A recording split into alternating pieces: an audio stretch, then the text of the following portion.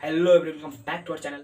आज हम लोग इक्विलिब्रियम के बारे में समझने वाले हैं। ठीक है, इक्विलिब्रियम तीन टाइप का इक्विलिब्रियम होता है। ठीक है, बेसिकली तो अलग अलग मतलब मैकेनिक्स में तीन टाइप का इक्विलिब्रियम होता है और थर्मोडायनेमिक में थर्मल इक्विलिब्रियम होता है, वो अलग, उसके बारे में मैं कभी और बता दूंगा। लेकिन आज हम लोग मैकेनिक्स में जो इक्विलिब्रियम होता है उसके बारे में पढ़ने वाले हैं। ये केमिस्ट्री का इक्विलिब्रियम चैप्टर नहीं है, ये मैकेनिक्स का टॉपिक है, मैकेनिक्स में का। ठीक है, तो आई होप आप लोगों को ये वीडियो समझ में आएगा। ठीक है, देखिए यहाँ पर बात यह है कि स्टेबल इक्विलिब्रियम क्या होता है, अनस्टेबल इक्विलिब्रियम क्या होता है, न्यूट्रल इक्विलिब्रियम क्या होता है। तीन टाइप होता है इक्विलिब्रियम का।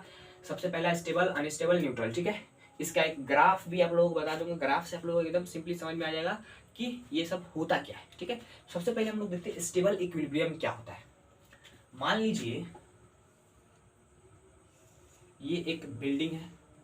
ठीक है, बिल्डिंग पर आप खड़े हुए हैं, बिल्डिंग पर आप खड़े हुए हैं, बड़े से बिल्डिंग है 50-60 मंजिला का, वहां पर आप खड़े हुए। ठीक है, तो आप लोगों को यहाँ पर रहने का मन नहीं करता है। क्यों? क्योंकि मतलब अजीब सा फील होने लगता है। क्यों होने लगता है? क्योंकि आपके पास पोटेंशियल एनर्जी ज्यादा हो गया है। क्या हो गया? जो इक्विलिब्रियम होता है ना, वो पोटेंशियल एनर्जी पर डिपेंड करता है बेसिकली बोले तो। ठीक है, ये वाला स्टेबल और अनस्टेबल। ठीक है, और न्यूट्रल भी पोटेंशियल एनर्जी से समझाया जाता है बेसिकली। तो देखिए, आपका मान लीजिए मास m है और ये बिल्डिंग का हाइट कितना है h, तो आपके पास पोटेंशियल एनर्जी कितना हो गया? mgh हो गया। ठीक है, पोटेंशियल एनर्जी mgh हो गया, मतलब बहुत ज्यादा पोटेंशियल एनर्जी। हाइट बहुत ज्यादा होगा ना, 60-70 मंजिला बहुत ज्यादा होता है ना। तो जब पहाड़ पर जाते हैं तो आप लोग को ज्यादा देर रहने का मन नहीं करता, अजीब सा फील होने लगता है खुद से। ठीक है, आदत नहीं रहता है ना कि उतना पोटेंशियल एनर्जी सही, बेसिकली बहुत ज्यादा हो जाता है। जैसे हम लोग अर्थ के सरफेस पर रहते हैं तो ये बचपन से ही आदत है। ठीक है, तो यहाँ पर आप लोगों को मतलब रिलैक्स फील होता है, लेकिन वहां पर जाकर अलग सा फील होता है। इसी की वजह से ये जो हो गया स्टेबल इक्विलिब्रियम हो गया, बिकॉज ऑफ यहाँ पर कोई भी मतलब इधर उधर गिरने का टेंशन नहीं है, थोड़ा सा मतलब सेफ है। ठीक है, आप लोगों को अनस्टेबल इक्विलिब्रियम के बारे में जैसे समझेंगे तो इसका मतलब फील आ जाएगा। बेसिकली देखिए, मान लीजिए एक सर्कुलर कुछ है जहां पर कोई मास m रखा गया है। ठीक है, थोड़ा सा भी इसको इधर उधर करिएगा तो ये गिर जाएगा। ये स्टेबल है अभी इक्विलिब्रियम में। ठीक है, देखिए इक्विलिब्रियम का मतलब होता है, मैकेनिक्स में हम लोग समझते हैं क्या, F net is equal to zero. क्या होना चाहिए? F net is equal to zero. F net is equal to zero मतलब बॉडी पर लगने वाला रिजल्टेंट फोर्स जीरो होना चाहिए, एफ नेट जीरो होना चाहिए। तो बेसिकली यहाँ पर क्या हो रहा है कि नीचे की तरफ mg फोर्स लग रहा है और ऊपर की तरफ यहाँ पर नॉर्मल फोर्स लग रहा है। क्या लग रहा है? Normal force. तो दोनों बराबर है, कैंसिल आउट कर देंगे तो यहाँ पर इक्विलिब्रियम में है। ठीक है, इक्विलिब्रियम में है, लेकिन ये अनस्टेबल इक्विलिब्रियम में है। ठीक है, अनस्टेबल इक्विलिब्रियम में है। क्यों? क्योंकि थोड़ा सा भी इधर उधर हुआ ना तो ये इधर गिर जाएगा, नहीं तो उधर गिर जाएगा। ठीक है, कहीं पर भी गिर जाएगा। तो बेसिकली इसके पास पोटेंशियल एनर्जी बहुत ज्यादा है और मतलब उतावला होने लगता है, ज्यादा पोटेंशियल एनर्जी हो जाता है। तो बेसिकली बोला है तो बात ये है कि ये पोटेंशियल एनर्जी से इसलिए समझाया जाता है क्योंकि दुनिया में जितना भी चीज़ है वो कम से कम एनर्जी में रहना चाहता है। कम से कम एनर्जी में, क्या चीज़ में? कम से कम एनर्जी में। आप लोगों को बहुत फायदा देगा, ये बात याद रखना है। ठीक है, तो बेसिकली ये हो गया। ठीक है, तो देखिए ये बात हो गया कि ये अनस्टेबल इक्विलिब्रियम हो गया और ये स्टेबल इक्विलिब्रियम हो गया। अब देखिए न्यूट्रल इक्विलिब्रियम क्या होता है भाई? न्यूट्रल बेसिकली आप लोग ये तो समझ गए, इसको मैं मिटा देता हूँ। यहाँ पर देखिए न्यूट्रल इक्विलिब्रियम, ये ग्राउंड है। ठीक है, यहाँ पर कोई बॉल रखा गया है, ये मास m रखा गया है। ठीक है, तो बेसिकली ये न्यूट्रल इक्विलिब्रियम में, ये इक्विलिब्रियम में इस पर कोई एक्सटर्नल फोर्सेस नहीं लग रहा है। यहाँ पर एफ नेट जीरो है, मतलब नीचे की तरफ mg, ऊपर की तरफ न्यूट्रल फोर्स। इसको भी इधर डिस्प्लेस कर दीजिए, यहाँ पर भी बात वही रहेगा। इसके पास जितना पोटेंशियल एनर्जी था उतना ही रहेगा। बेसिकली इस रेफरेंस पॉइंट के हिसाब से यहाँ पर पोटेंशियल एनर्जी कितना हो जाएगा?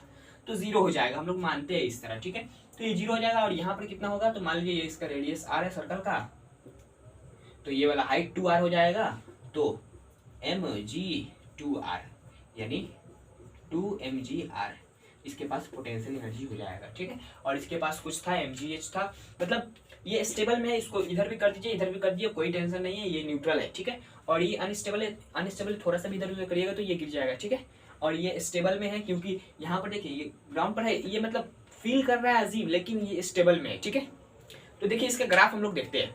चलिए हम इसका ग्राफ देखते हैं कैसा होता है। बेसिकली इसके ग्राफ में बहुत मतलब इजी ग्राफ होता है। ठीक है, बहुत आसानी से समझ में आ जाएगा। ये पोटेंशियल एनर्जी वर्सेस हाइट का ग्राफ।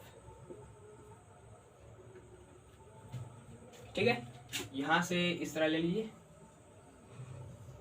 ठीक है। देखिए इसमें स्टेबल कहाँ पर होगा, अनस्टेबल कहाँ पर होगा और न्यूट्रल कहाँ पर होगा, आप लोग थोड़ा गेस कीजिए। ठीक है, गेस कीजिए तब। ठीक है, गेस कर लिए। ठीक है, सिंपली क्या होगा कि देखिए स्टेबल हम लोग कैसे समझते थे, स्टेबल इक्विलिब्रियम। स्टेबल इक्विलिब्रियम वो होता था, मतलब बेसिकली यहाँ पर इक्विलिब्रियम होना चाहिए, मतलब थोड़ा सा भी इधर उधर करिए तो कोई दिक्कत नहीं होगा। मतलब ये हो गया स्टेबल इक्विलिब्रियम। स्टेबल, इस पॉइंट को हम लोग बी पॉइंट नाम दे देते हैं। और अनस्टेबल हो गया ये वाला सबसे हाइट वाला, क्या हो गया, अनस्टेबल। अनस्टेबल इसको हम लोग ए नाम दे देते हैं। और ये हो गया न्यूट्रल, ये वाला लाइन, मतलब इसको कितना भी इधर उधर करिएगा तो क्या होगा, तो ये मतलब क्या होगा, गिरेगा नहीं। बेसिकली इस तरह बोला जाता है ना, क्योंकि ग्राउंड पर है, ग्राउंड पर हम लोग इधर कर दिए या इधर कर दिए, गिरेगा थोड़ी नहीं, ग्राउंड पर नहीं। तो ये इस पॉइंट को, मतलब यहाँ पर एक पॉइंट ले लेते हैं, इसको सी बोल देते हैं। तो ए जो पॉइंट है वो क्या है, ए जो पॉइंट है वो अनस्टेबल है, क्या है, अनस्टेबल है। और बी पॉइंट है वो स्टेबल है। और सी पॉइंट है वो न्यूट्रल है। ठीक है, देखिए यहाँ पर इसके पास एनर्जी बहुत ज्यादा है, इसके पास एनर्जी बहुत कम है, इसके पास कांस्टेंट एनर्जी है। क्या है, कांस्टेंट एनर्जी। जैसे ग्राउंड पर होता था कांस्टेंट एनर्जी था, उसी तरह है। ठीक है, डिस्प्लेसमेंट भले ही आगे पीछे हो जाए लेकिन कांस्टेंट एनर्जी है। और इसके पास क्या है, तो इसके पास सबसे कम एनर्जी है और इसके पास सबसे ज्यादा एनर्जी है। ठीक है, इसीलिए इसको अनस्टेबल, इसको स्टेबल, इसको न्यूट्रल। ठीक है, आई होप आप लोगों को ये इक्विलिब्रियम का कॉन्सेप्ट समझ में आ गया होगा। समझ में आया तो इस वीडियो को लाइक कर दीजिएगा, चैनल पर नए तो चैनल सब्सक्राइब कर लिया। चलते हैं, जय हिंद, जय भारत।